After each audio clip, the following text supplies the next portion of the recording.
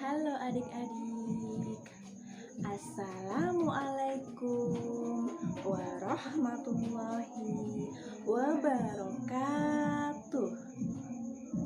Adik-adikku, bagaimana kabarnya hari ini? Masih semangat? Sudah siap atau belum untuk pembelajaran hari ini? Kalau sudah, langsung saja ya kita masuk ke materi akidah akhlak. Kita buka pembelajaran 2 tentang rukun iman. Kita lihat dulu di halaman 13. Peta konsepnya yang akan kita pelajari kali ini adalah pengertian rukun iman dan macam-macam rukun iman. Oh iya adik-adik, siapa yang masih ingat ada berapa rukun iman itu jumlahnya? Siapa yang berani menjawab? Ayo, ada berapa jumlah rukun iman itu? Ya, benar. Rukun iman itu jumlahnya ada 6. Apa saja? Sebelum kita ke sana, terlebih dahulu kita pelajari pengertian rukun iman. Rukun iman itu terdiri dari 2 kata, rukun dan iman. Rukun artinya dasar atau pondasi. Dasar atau pondasi. Kalau kita bayangkan dasar atau pondasi, kita sering mendengar kata pondasi saat kita akan bangun rumah. Coba bayangkan adik-adik, misal kita ingin membuat rumah, ingin membangun rumah yang megah, tapi tidak ada pondasi. Bagaimana jadinya? Tentu roboh bukan rumahnya? Nah, begitu juga dengan iman adik-adik.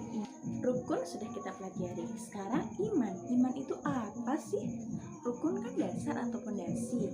Pondasi, dasar. Kalau iman, Bu? Iman itu yakin, percaya. Nah, sekarang iman ada berapa tadi? Ada 6 kan? Ada 6. Coba sebutkan. Yang pertama, iman kepada Allah. Yang kedua, iman kepada malaikat Allah. Yang ketiga, iman kepada kitab Allah.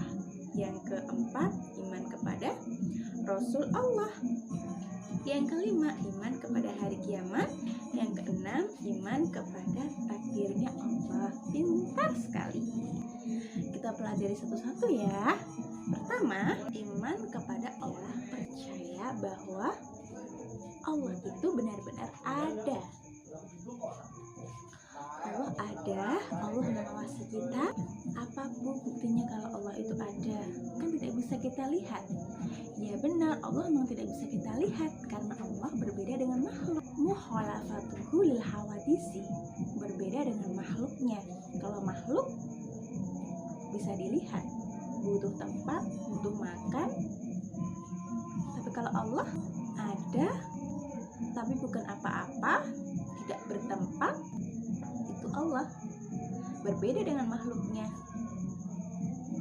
Yakin kalau Allah itu ada.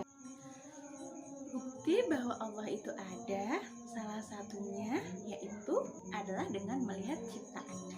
Kalau ciptaannya saja ada, berarti penciptanya juga ada dong. Ada bumi, ada alam semesta, ada gunung, ada lautan. Itu adalah bukti bahwa Allah itu ada. Siapa yang menciptakan semua itu? Allah. Hanya Allah yang mampu. Ada ciptaan, tentu ada yang menciptakan kan? Siapa yang menciptakan alam semesta? Allah.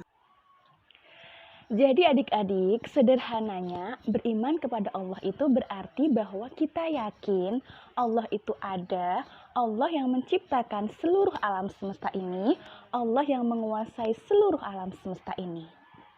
Beriman kepada Allah juga meliputi beriman kepada sifat-sifat Allah, sifat jaiz, sifat muhal, dan sifat wajib Allah. Kemudian yang kedua adalah iman kepada malaikat Allah. Iman kepada malaikat Allah berarti yakin bahwa malaikat itu adalah makhluk Allah yang sangat patuh dan hanya patuh atas perintah Allah. Malaikat merupakan makhluk gaib yang tercipta dari cahaya. Malaikat yang wajib kita imani ada 10 ya adik-adik. Ada malaikat Jibril, malaikat Mikail, Israfil, Israil, Munkar, Nakir, Rokib, Atid, Malik, dan Ridwan. 10 malaikat ini memiliki tugasnya masing-masing ya adik-adik. Apa tugasnya Bu? Malaikat Jibril tugasnya menyampaikan wahyu.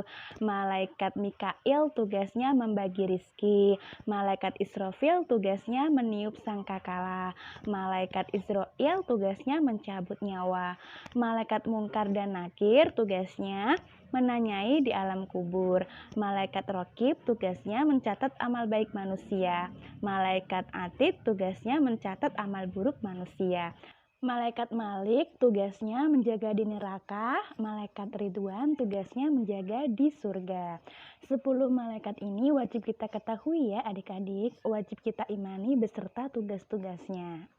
Sekarang kita lanjutkan rukun iman yang ketiga. Rukun iman yang ketiga adalah iman kepada kitab-kitab Allah.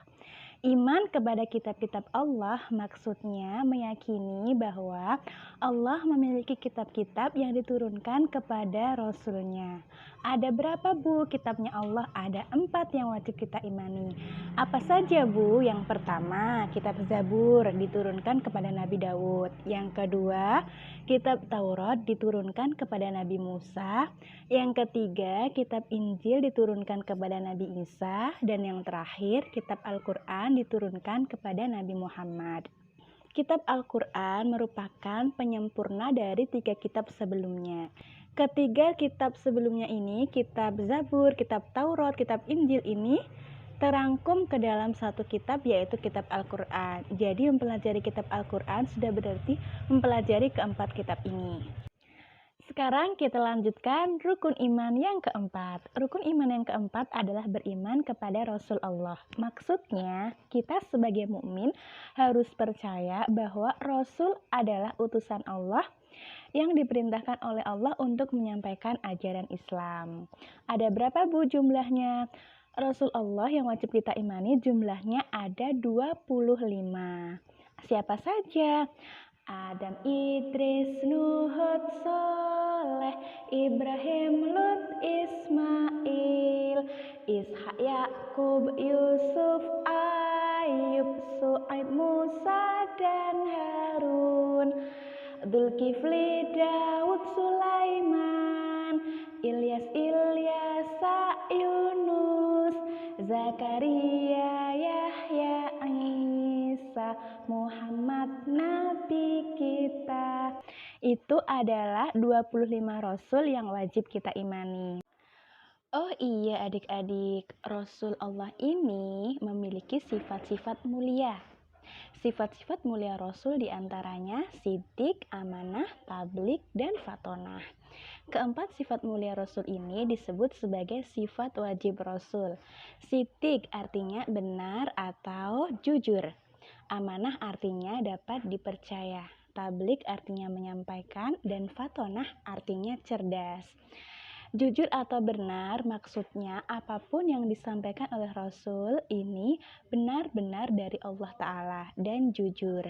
Kemudian amanah yang berarti dapat dipercaya. Ini berarti semua Rasul dapat dipercaya. Tidak ada yang memiliki sifat munafik.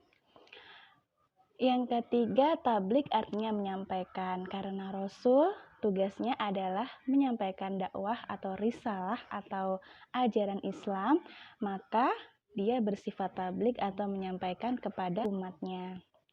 Keempat, fatonah atau cerdas.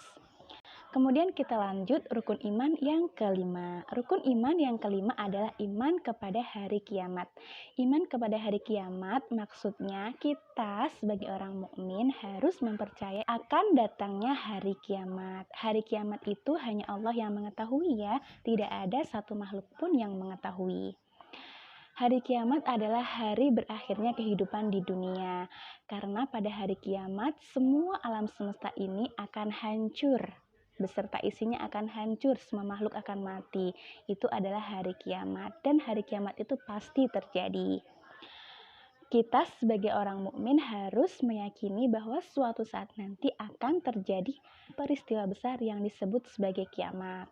Kemudian yang keenam adalah iman kepada takdir Allah. Maksudnya, apapun yang terjadi kepada semua makhluk, entah itu nasib baik, nasib buruk, ajal, kelahiran, semuanya itu sudah ditentukan oleh Allah.